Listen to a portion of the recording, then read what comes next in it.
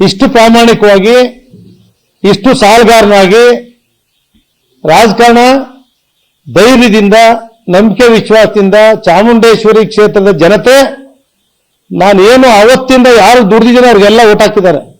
TAPCMS, PLD bank, DCC bank, ಜಿಲ್ಲಾ ಪರಿಷತ್ 2 ಬಾರಿ ಗೆಲ್ಸಿರೋದು, ತಾಲೂಕ್ ಪಂಚಾಯತಿ ಅಧ್ಯಕ್ಷ ಆಗಿದ್ದೆ ನಾನು, ಇವತ್ತು ಮಂತ್ರಿ ಆಗಿದ್ದೆ, ನಿರಂತರವಾಗಿ 3 ಬಾರಿ ಕಂಟಿನ್ಯೂಸ್ ಆಗಿ ಚಾಮುಂಡೇಶ್ವರಿ ಗೆಲ್ಸಿದ್ದಾರೆ. ಹುಣಸೂರ್లో ಗೆದ್ದಿದ್ದೆ, ನನ್ನ ಕ್ಷೇತ್ರ ಅಲ್ಲ ಅದು, ಗೆಲ್ಸಿದ್ರು. ಇಲ್ಲೆಲ್ಲರೂ GT ದೇವೇಗೌಡ, ಇಡೀ ಚಾಮುಂಡೇಶ್ವರಿ ವಿಧಾನಸಭಾ ಕ್ಷೇತ್ರ, ಮೈಸೂರು ನಗರಾಭಿವೃದ್ಧಿ ಪ್ರಾಧಿಕಾರ 90 ಭಾಗ ನನ್ನ ಕ್ಷೇತ್ರ. ಚಾಮುಂಡೇಶ್ವರಿ ವಿಧಾನಸಭಾ ಕ್ಷೇತ್ರ ನಗರಾಭಿವೃದ್ಧಿ ಪ್ರಾಧಿಕಾರ ಇರ್ತಕ್ಕಂಥದ್ದು ಚಾಮುಂಡೇಶ್ವರಿ ವಿಧಾನಸಭಾ ಕ್ಷೇತ್ರದಲ್ಲೇ.